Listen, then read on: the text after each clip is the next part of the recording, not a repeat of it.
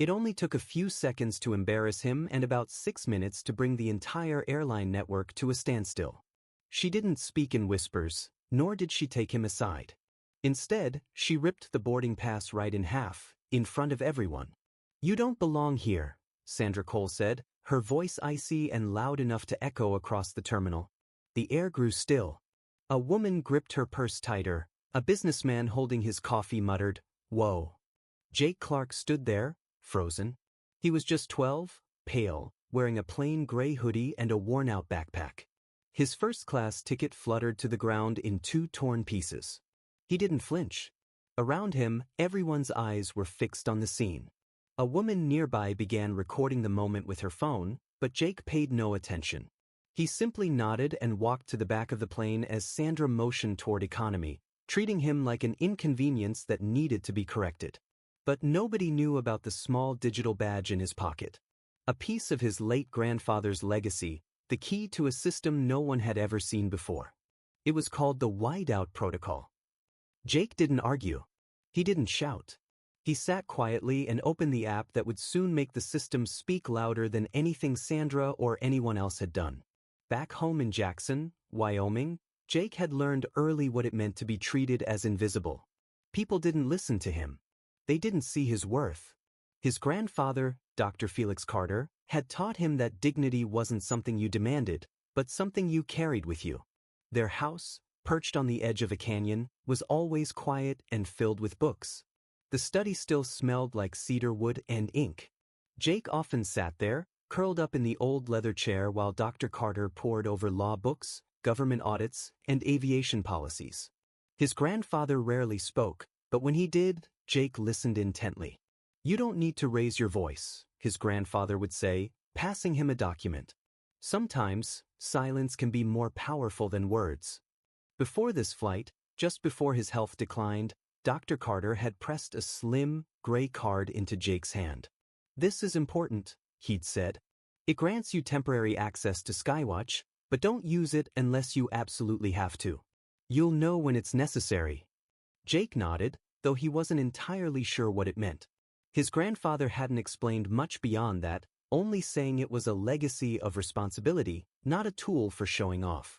Now, sitting in seat 29C, Jake could feel the edges of the torn ticket in his pocket, but this wasn't about reclaiming his first-class seat. It was about something much bigger. He remembered his grandfather's words, "Even the quietest person could make a lasting impact, as long as they knew when to act." When Sandra Cole gestured for him to move, Jake didn't resist.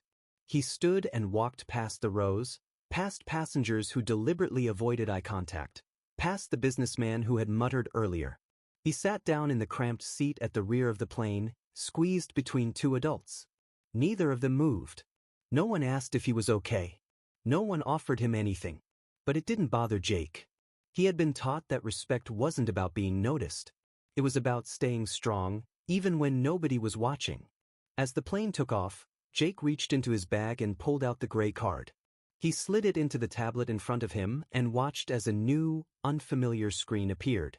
"Emergency protocol, ethics lock pending," it said. His heart raced, not with fear, but with a sense of purpose. "Grandma," he whispered into the device, "I need your help." Her face appeared almost immediately. She listened quietly as Jake explained the situation, how Sandra had revoked his seat without reason, how her actions were a violation of the ethical standards his grandfather had worked to establish. Without hesitation, his grandmother gave him the final code. Jake entered the 6-digit number, his fingers steady. The system accepted it, activating the Whiteout Protocol.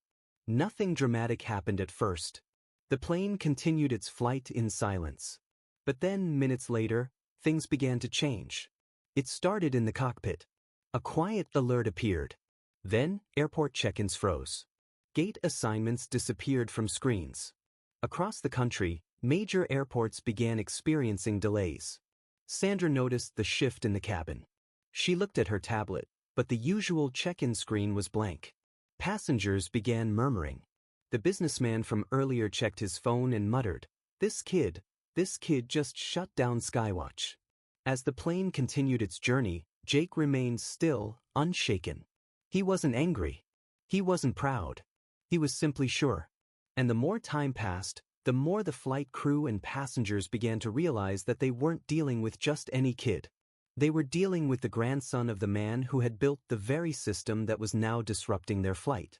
By the time the plane landed, the airline's entire operation was in turmoil. At the headquarters, executives scrambled to understand why $1.2 billion in operations were frozen and why Skywatch had locked out all of their systems. When they discovered the identity of the boy in seat 29C, they understood that this wasn't just a fluke. Jake's grandfather had built a failsafe, and Jake had used it, not out of anger, but out of a sense of responsibility. The next few weeks were filled with chaos, but one thing was clear: Jake's actions had changed the way the industry looked at power, at authority, and at dignity. Months later, a small plaque appeared at the FAA headquarters. It simply read, "Power is not about being loud. It's about being ready when it's quiet." And underneath, a smaller line was etched, "In honor of Delegate J. Carter, for upholding the principles of human dignity in the skies." Jake never spoke publicly about what had happened. He didn't need to. The system had already spoken for him. But in the silence, his legacy was etched into the fabric of aviation, a quiet reminder that the smallest voice could still shape the world. As Jake sat in the comfort of his home, in the stillness of his grandfather's study, the reality of what had just happened seemed to settle in slowly, like dust drifting into place after a long storm. The quiet victory, though never sought for fame or attention, had already echoed far beyond the confines of Flight 29C. In the days that followed, his name was whispered, discussed, and examined, not for any personal glory, but for the larger truth his actions revealed about human dignity and the systems we put in place to protect it. At the heart of it all was the simple idea that power doesn't always come from noise.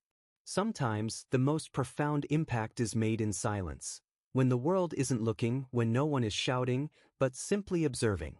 That quiet moment in seat 29C, the calmness with which Jake had stood up to a wrongful act, was all it took to unravel a flawed system and spark a nationwide shift in how people, especially those who are overlooked, are treated. It was easy to forget how a single act of injustice could be the catalyst for a larger wave of change.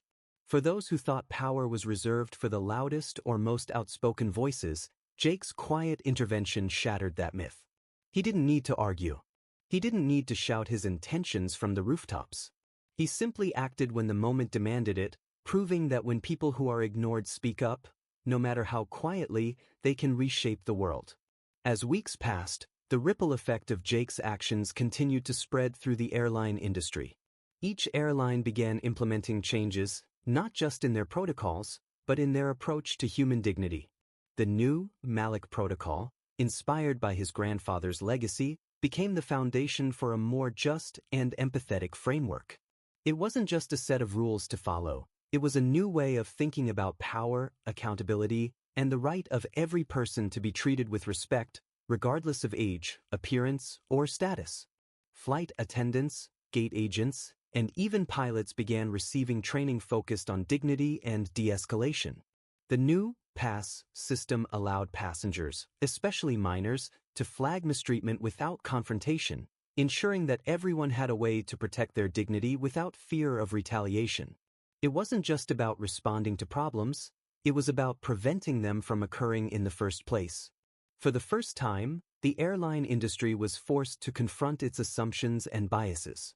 A single mistake, a wrongful judgment based solely on appearance, had set in motion a transformation of how airlines would operate going forward. What seemed like a simple seat mix-up turned into the largest ethics audit the industry had ever seen, forcing an entire sector to examine its values, systems, and behaviors under a new lens. The phrase, "you don't belong here," was no longer just a throwaway insult. It had become a challenge to an entire industry to reevaluate who truly belonged and how they should be treated once they were there. Back in the quiet of his home, Jake understood that the change he'd instigated was far more than a personal victory, it was a societal one. The plaque in the FAA's Washington office, now etched with his grandfather's words, was a testament to the fact that power didn't need to shout to be heard. His quiet decision, though small in the grand scheme of things, had forced the world to wake up and reconsider how we treat each other. Yet, For Jake, the real victory wasn't the changes that followed, but the lesson he'd learned from his grandfather. Power, as Dr. Felix Carter had always said, wasn't about noise. It wasn't about grand gestures or making headlines. It was about the ability to hold firm in your values, even when no one is looking, and to make sure those who couldn't speak for themselves were still heard. The true measure of success wasn't in the headlines or the accolades that followed. It was in the quiet, lasting shift in how we, as a society, choose to treat one another. Every time someone taps that pass icon, every time a flight attendant offers a seat with dignity, it's a reminder that sometimes the smallest action can lead to the biggest change. Jake Clark, from seat 29C, had made his move not to take down an airline or bring attention to himself, but simply to ensure that when the world didn't notice, he would. And that's why, years from now, when people talk about the legacy of 29C, it won't just be about a boy who took action. It'll be about a generation that learned, quietly, to care about one another again. And that, more than anything else, was what truly mattered.